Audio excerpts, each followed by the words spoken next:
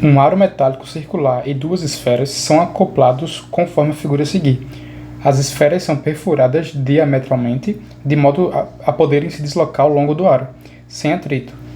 Sendo R o raio do aro e M a massa de cada esfera, determina a velocidade angular que o aro deve ter em torno do eixo vertical E' para que as esferas fiquem na posição indicada. A aceleração da gravidade tem intensidade g. Então, esse aro ele vai começar a girar, certo? A rotacionar. Eu quero que vocês percebam que a velocidade angular com que essas duas bolinhas vão girar é a mesma que a do aro. Okay? Então, a velocidade angular do aro é a mesma das bolinhas. E aí o que acontece?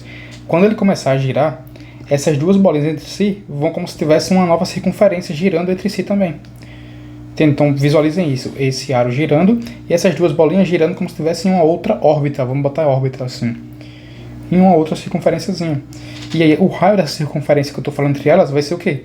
Vai ser a metade, se eu chamar isso aqui tudo de D, o raio vai ser o D sobre 2. Mas quanto é que vale esse D? Ó, reparem que aqui eu tenho o raio, aqui eu tenho 30, aqui eu tenho 30. Primeiro eu vou achar D, depois eu coloco as forças. Então aqui 120, beleza. Então eu uso o teorema de cosseno. Então vai ficar D ao quadrado é igual aqui também é R, né? Então 2R ao quadrado menos 2R ao quadrado cosseno de 120. O cosseno de 120 é menos meio. Então vai ficar como? D ao quadrado é igual a 2R ao quadrado mais R ao quadrado. Então a distância ao quadrado é 3 que multiplica R ao quadrado. A raiz quadrada dos dois lados eu vou ficar com raiz de 3 vezes o raio. Beleza. Achei a distância entre essas esferas em função do meu raio. Agora o que eu vou fazer? Reparem que, por exemplo, o aro aqui ele vai fazer uma normal na bolinha, né? Na esferinha. Então, se a minha bola estivesse aqui, a normal seria como? Apontando para o centro. Ou seja, aqui também vai ser a normal, ela aponta para o centro aqui e também tem o peso dela, certo? O peso dela.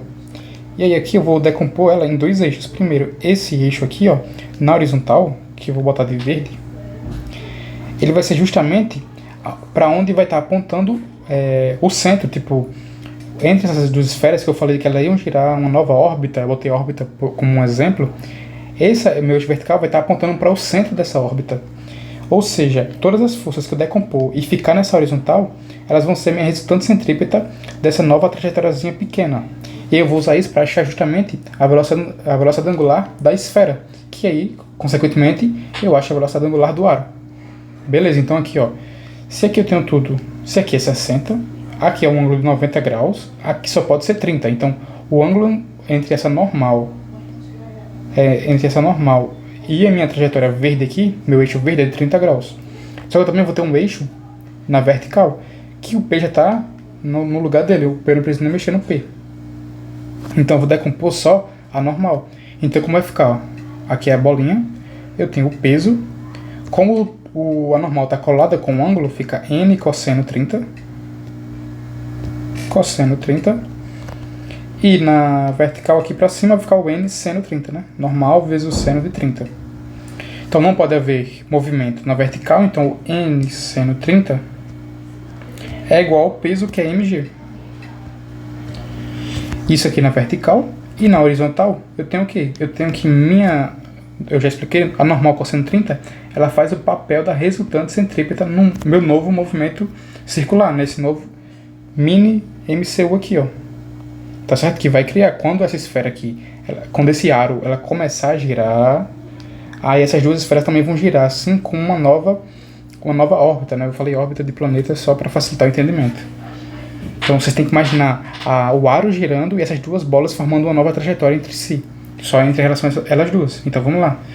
N cosseno 30 é o que? É M vezes W ao quadrado vezes o raio. Se você não sabe isso aqui, ó, resultante centrípeta é o que? É velocidade ao quadrado sobre o raio. Só que velocidade é W vezes R ao quadrado. Então quando você passa o expoente para os dois, para o produto, fica R ao quadrado, R ao quadrado, o R corta. Então fica M W ao quadrado vezes o raio. Só que o raio dessa trajetória, cuidado para não botar que é esse raio aqui, tá? O raio dessa trajetória é justamente o quê? O D sobre 2 que eu achei. Então o raio dessa trajetória entre essas duas esferas, é D sobre 2. Ok? Então N, aqui eu vou isolar o N aqui, ó. N vezes meio, que é o seno 30, é igual a mg. Ou seja, o meu N ele é igual a 2 vezes a massa vezes a gravidade. E aí eu substituo isso na minha formulação aqui da horizontal. Então, n cosseno 30, então n é 2mg, cosseno 30 é raiz de 3 sobre 2, isso é igual a massa, velocidade angular, distância sobre 2. Então, ó, o 2 cancela com 2, eu tenho aqui 2mg, raiz de 3, m cancela com m, né? Então eu vou só excluir aqui, ó, 2g, raiz de 3, sobre a distância é igual a minha velocidade angular ao quadrado. Então a velocidade angular vai ser o que? A raiz quadrada, 2g raiz de 3. E lá no começo eu achei quanto é que vale d, ó. D vale a raiz de 3 vezes raio. A raiz de 3 vezes o raio.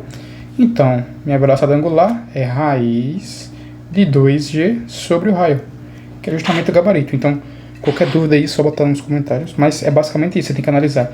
Quando o aro ele começar a girar, essas duas bolinhas vão girar como se fosse isso aqui, ó. Como se eu tivesse elas dessa posição assim, em uma nova trajetória circular, só que agora o raio é d sobre 2. Então qualquer dúvida é só chamar.